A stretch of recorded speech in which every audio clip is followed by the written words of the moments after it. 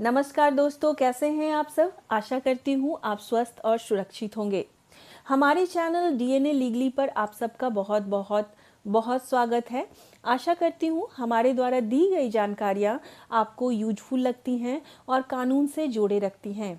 आप सबसे अनुरोध है कि हमारे चैनल को लाइक एंड सब्सक्राइब ज़रूर करें और अगर कहीं आपको कोई त्रुटि नज़र आए या आपको ऐसा लगे कि यहाँ पे इम्प्रूवमेंट की ज़रूरत है तो आपसे अनुरोध है कि कमेंट सेक्शन में हमें ज़रूर बताएं। आज जिस तथ्य को हम आपके समक्ष रखेंगे वो कानून और अधिकारों से संबंधित है। तो आइए शुरू करते हैं। तो आइए आज हम बात करते हैं फर्स्ट इंफॉर्मेशन रिपोर्ट, जिसे हम आम भाषा में, बोलचाल की भाषा में और शॉर्ट फॉर्म में FIR कहते हैं, फर्स्ट इंफॉर्मेशन रिपोर्ट।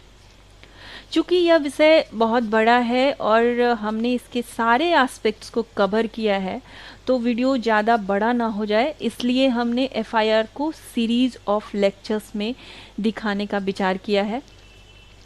इस सीरीज के आज के इस पहले वीडियो में हम बात करेंगे कि FIR की चर्चा कहाँ की गई है, FIR की डिफिनीशन, कॉग्निजेबल ऑफेंस और नॉन कॉग्निजेबल ऑफेंस क्या है, FIR और NCR में अंतर, और अंत में हम बात करेंगे जो कुछ रिक्वायरमेंट CRPC के सेक्शन 154 में FIR के लिए दिया गया है। वैसे तो FIR पर कई वीडियो YouTube पे पहले से ही उपलब्ध है, लेकिन हमारा यह लेक्चर सीरीज़ आपको कई नई जानकारियाँ देगा, इसलिए वीडियो को प्लीज़ अंत तक ज़रूर देखिएगा। लेकिन उससे पहले अगर आप हमारे चैनल में नए हैं तो आपसे रिक्वेस्ट है हमारे चैनल को सब्सक्राइब कीजिए और बेल आइकन को दबा दीजिए ताकि जब भी हमारे चैनल पर कोई नई वीडियो अपलोड की जाए आपको उसकी जानकारी मिल जाए। CRPC के चैप्टर 12 में सेक्शन 154 से 176 तक दो टॉपिक को डील किया गया है। गौर कीजिएगा, CRPC के चैप्टर 12 में सेक्शन 154 से 176 तक दो टॉपिक को डील किया गया है। एक तो पुलिस को क्राइम होने की सूचना देने के विषय में और दूसरी पुलिस द्वारा इन्वेस्टिगेशन किए जाने के बारे में। पुलिस दो तरह से किसी भी क्राइम की सूचना रिसीव करती है। पहला, जब कोई कॉग्निजेबल ऑफेंस यानी कोई बड़ा अपराध, संज्ञेय अपराध होता है और आप उसकी सूचना पुलिस को देते हैं। दूसरी, जब कोई नॉन कॉग्निजेबल ऑफेंस यानी कि कोई गैर संज्ञेय अपराध, छोटा मोटा जुर्म होता है और आप उसकी सूचना पुलिस को देते हैं।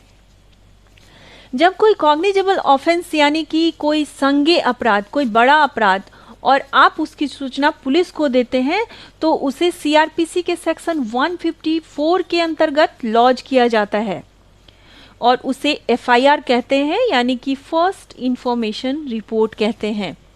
संज्ञेय अपराध मतलब गंभीर तरह का अपराध जैसे कि मर्डर, रेप, रॉबरी।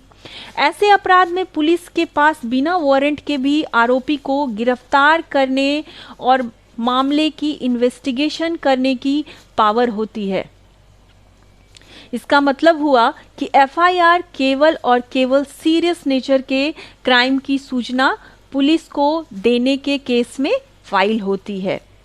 आप समझ रहे होंगे, कॉग्निजेबल ऑफेंस यानी बड़ा अपराध जो कि CRPC के सेक्शन 154 के अंतर्गत लॉन्च किया जाता है उसे FIR कहते हैं। किसी बड़े अपराध के लिए जब हम पुलिस को सूचना देते हैं तो उसे FIR कहते हैं। जब कोई नॉन कॉग्निजेबल ऑफेंस यानी कि कोई गैर संज्ञेय अपराध, कोई छोटा मोटा जुर्म और आप उसकी सूचना पुलिस को देते हैं तो उसे CRPC के सेक्शन 155 के अंतर्गत रजिस्टर किया जाता है और उसे NCR यानी कि नॉन कॉग्निजेबल रिपोर्ट कहते हैं। इसे सनहा भी कहते हैं। नॉन कॉग्निजेबल ऑफेंस कम गंभीर किस्म के क्राइम होते हैं जैसे कि forgery, cheating, defamation, public disturbance इत्यादि। ऐसे केस में पुलिस को आरोपी को गिरफ्तार करने या फिर इस मामले में इन्वेस्टिगेशन करने के लिए मजिस्ट्रेट से वारंट इशू करवानी पड़ती है। इस केस में FIR नहीं बल्कि NCR रजिस्टर होता है। एफआईआर शब्द को ना तो सीआरपीसी में और ना ही किसी और जगह डिफाइन किया गया है। हालांकि ऑनरेबल सुप्रीम कोर्ट ने TT Antony versus state of Kerala 2001 के केस में कहा कि सीआरपीसी के सेक्शन 154 की सब सेक्शन 1 के तहत दी गई जानकारियां को आमतौर पर एफआईआर के रूप में जाना जाता है। सीआरपीसी के सेक्शन 154 और Ravi Kumar versus state of Punjab AIR 2005 के केस में ये साफ तौर पे कहा गया कि एक एफआईआर को निम्नलिखित कंडीशन पूरा करना चाहिए। मतलब जब हम कोई एफआईआर लॉन्च कराने जा रहे हैं, कोई सूचना देने जा रहे हैं, तो हमें कुछ पॉइंट्स, कुछ बातों को ध्यान में रखना चाहिए और उसकी जानकारी होनी चाहिए। सूचना पुलिस स्टेशन के ऑफिसर इंचार्ज को दी जानी चाहिए, मतलब थाना प्रभारी को दी जानी चाहिए। ऐसी जानकारी एक कॉग्निजेबल ऑफेंस की घटना से संबंधित होनी चाहिए या किसी कॉग्निजेबल ऑफेंस के किए जाने से संबंधित सबसे पहले रिपोर्ट होनी चाहिए, जिसके आधार पर जांच शुरू होगी। यह लिखित रूप में होनी चाहिए या यदि ओरल हो तो इसे लिपिबद्ध करना चाहिए। एफआईआर इन्फॉर्मेंट को पढ़कर जरूर सुनाना चाहिए। अगर इन्फॉर्मेंट एफआईआर में लिखे बातों से सहमत है तो इन्फॉर्मेंट का सिग्नेचर उस पे लिया जाना चाहिए। इस एफआईआर की एक कॉपी इन्फॉर्मेंट को तुरंत फ्री ऑफ कॉस्ट दी जानी चाहिए। एफआईआर की एक फ्री कॉपी जो है, means free of cost copy जो है, वो इन्फॉर्मेंट को दिया जाना चाहिए, क्योंकि ये इन्फॉर्मेंट का अधिकार है। एफआईआर की एक कॉपी इन्फॉर्मेंट को मिलनी ही चाहिए, क्योंकि ये इन्फॉर्मेंट का अधिकार है। इंफॉर्मेशन के सब्सटेंस को स्टेशन डायरी या जनरल डायरी में दर्ज किया जाना चाहिए। निर्भया केस के बाद साल 2013 में जस्टिस वर्मा कमेटी के रिकमेंडेशन पर क्रिमिनल लॉ में एक बड़ा संशोधन लाया गया। 2013 में सीआरपीसी में संशोधन लाकर कुछ और शर्तें जोड़ी गईं।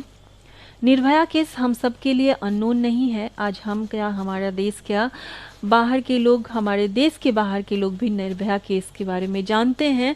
और जब वो सुनते हैं, जब हम सुनते हैं या जब उस केस को याद करते हैं, तो आज भी हम रो पड़ते हैं, हमारे दिल दहल जाते हैं। तो उस केस के बाद जस्टिस वर्मा कमेटी के रिकमेंडेशन पर क्रिमिनल लॉ में एक बड़ा संशोधन लाया गया। तो आइए जानते हैं वो संशोधन क्या है। अगर कोई महिला अपने खिलाफ किए गए अपराध, सेक्सुअल ऑफेंस या एसिड के इस्तेमाल से गंभीर चोट के बारे में जानकारी देती है, तो इसे महिला पुलिस अधिकारी द्वारा दर्ज किया जाएगा। मतलब अगर कोई फीमेल विक्टिम सेक्सुअल ऑफेंस या एसिड अटैक के बारे में जानकारी देना चाहती है या जानकारी देती है, तो उसे एक महिला पुलिस अधिकारी ही दर्ज करेगी। इसके अलावा सेक्सुअल क्राइम के मामलों में अगर कोई महिला अस्थायी या अस्थायी रूप से डिसेबल्ड है, लाइक मानसिक या शारीरिक रूप से डिसेबल्ड है, तो महिला पुलिस अधिकारी बयान देने वाले महिला के रेसिडेंस या उनके मर्जी के स्थान पर एफआईआर लॉन्च करेगी। मतलब विक्टिम अगर चाहेगी कि पुलिस हमारे घर पे आके, महिला पुलिस अधिकारी हमारे घर पे आकर या हॉस्पिटल में आकर या कहीं भी मेरे मर्जी की जगह पर आकर एफआईआर लॉन्च करे, तो पुलिस महिला अधिकारी को वहां जाकर के उनका एफआईआर लेना होगा। उनकी सूचना, उनके अपराध की सूचना लेनी पड़ेगी।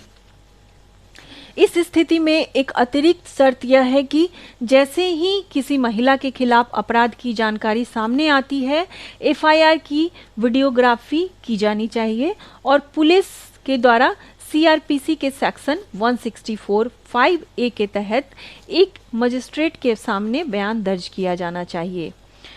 आज के लिए इतना ही। इस लेक्चर सीरीज के कल के वीडियो में हम जानेंगे एफआईआर का उद्देश्य, एफआईआर कौन दर्ज करा सकता है, किसके समक्ष एफआईआर किया जा सकता है, क्या एफआईआर दर्ज करने के लिए पुलिस को किसी प्रकार का शुल्क देना होता है, एफआईआर का एविडेंशियल वैल्यू क्या है, एफआईआर का महत्व क्या है। तब तक के लिए मैं विदा लेती हूँ। आप सबको दिल से धन्यवाद। आप सबसे अनुरोध है कि कृपया हमारे चैनल को लाइक एंड सब्सक्राइब ज़रूर करें। तब तक के लिए धन्यवाद। DNA legally.